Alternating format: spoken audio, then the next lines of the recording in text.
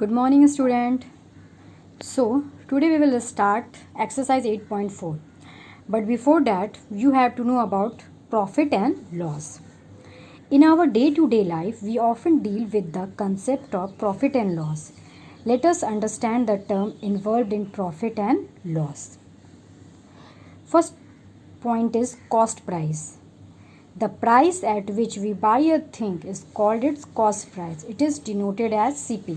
Listen, when you go to market and purchase anything, for purchasing, first of all, you ask the price. And you ask the price if just take an example.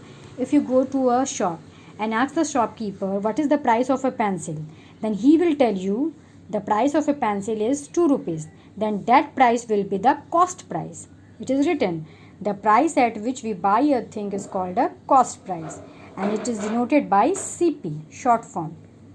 Now selling price. The price at which we sell a thing is called its selling price, and it is denoted by SP.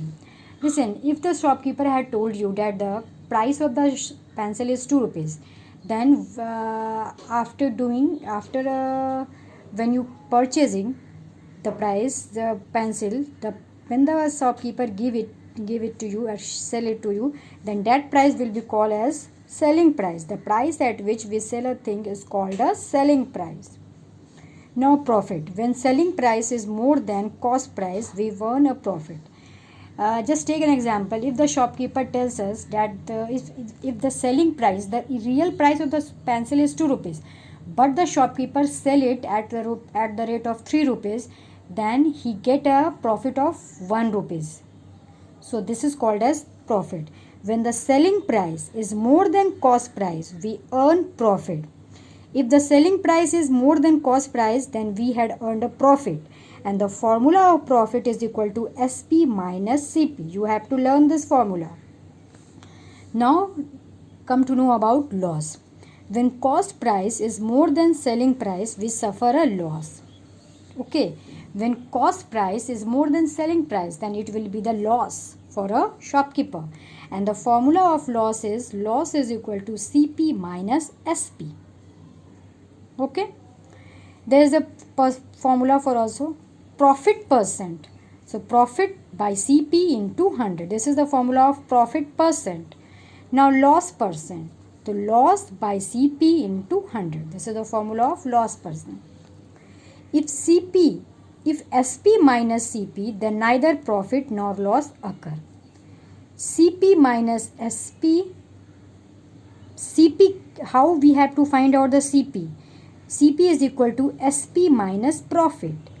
And how you have to find out the SP? SP is equal to CP plus profit. And now you have to find out the CP. CP is equal to SP plus loss. And now you have to find out the SP. SP is equal to CP minus loss.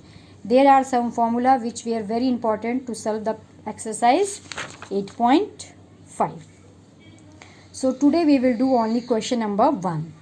So the question is, if CP is equal to 500, SP is equal to 600, then here you get a profit. Because here the CP is smaller than SP, then we get a profit. So how you can find out the? So you have to, you can fill up here, but before this you have to write it in that way. You have to write CP is equal to rupees 500. Okay.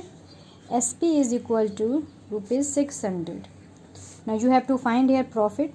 So profit is equal to SP minus CP. So SP is 600 and CP is 500. So you get here 100. This is your answer. So in this way, this is the process of doing this. You don't have to write the direct answer. You have to solve this and then you have to write. And in question number B, you have to find out the SP. All the formulas are given here. To find out SP, to find out CP, all the formulas are given. So there should be no problem. You can easily find it out. Okay. So in this way, you have to do this question. Thank you.